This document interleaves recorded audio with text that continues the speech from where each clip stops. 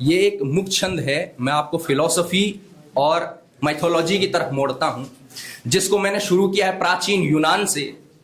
कि जब प्लेटो मेरा हाथ पकड़कर गुफा से बाहर निकालने की कोशिश करेगा तो मैं उसका हाथ झटक दूंगा और वहीं काली घुप अंधेरी कंदराओं में बैठकर एक दिया जला लूंगा और दिखा दूंगा कि सच्चाई देखने के लिए आसमान में चमकने वाले सूरज की रोशनी के नहीं अपितु ज्ञान के प्रकाश की आवश्यकता होती है, जो अंधेरे में भी जगमगाता है। मैं मजबूर करूंगा लोगों को सोचने पे, झकझोरूंगा उनकी आत्माओं को, सवाल करूंगा उनकी खातिर। संसद में नहीं तो सड़कों पे, चौराहों पे, गली मोहल्लों में, पान की दुकानों पे, चाय की टपरियों पर। जाहिर है इससे हुकूमत खुश तो ना होगी। वो फरमान देगी मुझे देश छोड़कर जाने का या जहर का प्याला पीने का। मैं जहर का प्याला चुनूंगा जैसे सुकरात ने चुना था और अपने शरीर और आत्मा को अलग कर लूंगा। अब मेरा बेजुबान शरीर और वो आत्मा जिसे कोई नहीं सुन सकता फिर वही सवाल करेंगी सड़कों, चौराहों, गली मोहल्लों, पान की दुकानों और चाय की टपरियों पे। लेकिन इस बार अंतर यह होगा कि मेरी आवाज संसद में भी गूंजेगी, क्योंकि आत्माओं को न दीवारें रोक सकती और न पहरेदारी।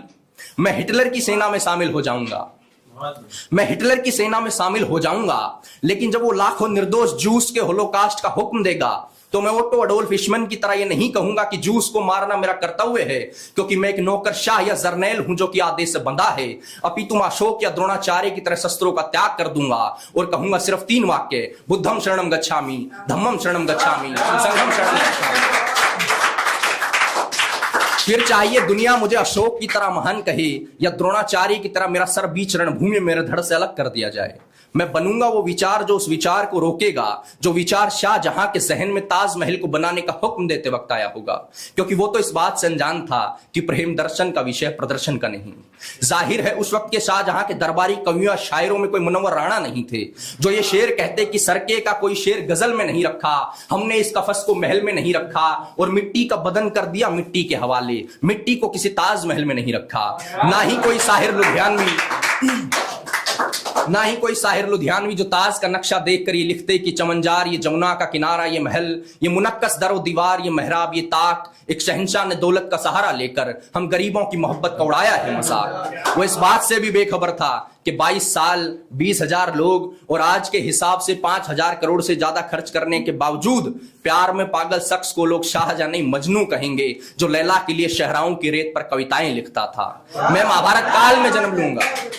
मैं महाभारत का, ये हमारी एक बहन के साथ दुष्कर्म हो गया था, तब मैंने इंडियन माइथोलॉजी से और एक इस्लामिक हिस्ट्री से लेकर लिखा था कि मैं महाभारत काल में जन्म लूंगा। मैं गंगा पुत्र भीष्म बन सकता और मुझे इच्छा मृत्यु का वरदान मिलेगा। मैं आचार्य द्रोण बनकर भगवान परशुराम से ब्रह्मास्त्र की विद्या भी पा सकता हूं। मैं अंगराज कर्ण के रूप में एक साथ सूर्य और सूत पुत्र कहलवा सकता हूं, जिसके कवच और कुंडल को स्वयं दिव्यस्त्र भी प्रणाम करते थे। मैं गदाधारी भीम या चिड़ी और मत्स्य दोनों की आंख का भेदन करने वाला अर्जुन बन सकता हूं। लेकिन इसकी कीमत मुझे हस्तिनापुर की राजसभा में नारी के स्वाभिमान की प्रतीक द्रौपदी के वस्त्र हरण पर गांधी के बंदर की तरह मूक रहकर चुकानी पड़ेगी। इसलिए मैं दासी पुत्र विदुर बनूंगा, जिसने हस्तिनापुर का महामंत्री होते हुए अपने पद और प्राणों की परवाह किए बगैर अपने ही राज्य के युवराज के लिए उसी के पिता और महाराज से मृत्यु दंड की मांग की थी, क्योंकि एक औरत के अपमान पर चुप रह जाने वाले बड़े से बड़े योद्धा को भी इतिहास वीर नहीं कायर कहता है।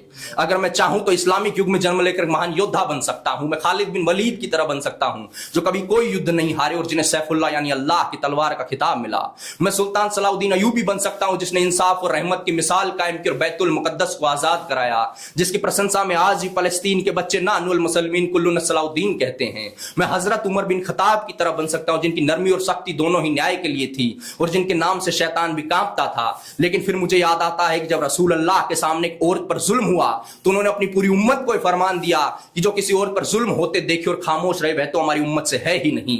तो फिर मैं उस शख्स की तरह बनूंगा जो जुल्म और नाइंसाफी के खिलाफ सबसे पहले खड़ा हुआ, हजरत अली, जिनका इल्म, हिकमत और बहादुरी सारे संसार के लिए मिसाल बनी। मैं हजरत अबू बकर सिद्दीक की तरह बनूंगा, क्योंकि जंग में तलवार चलाने वाला योद्धा होना आसान है, लेकिन जालिम के सामने खड़े होकर इंसाफ की आवाज बुलंद करना ही सबसे बड़ा जिहाद है। और फिर यह भी कि इस्लाम जंग को सिर्फ बहादुरी में नहीं बल्कि हक और इंसाफ के लिए आज उठाने में देखता है। ये इसका आखिरी है कि मैं एक म्यूजियम बनाऊंगा जिसमें मैं नमक सत्याग्रह में महात्मा गांधी के हाथ से बनने वाले नमक और उनकी बकरी के गले में पड़ने वाली जंजीर के साथ साथ भगत सिंह के गले में पड़ने वाले फांसी के फंदे को रखूंगा। वहीं टीपू सुल्तान सुल्तान की तलवार और चंद्रशेखर आजाद की पिस्तौल भी होगी जिसने अंग्रेजों से लोहा लिया।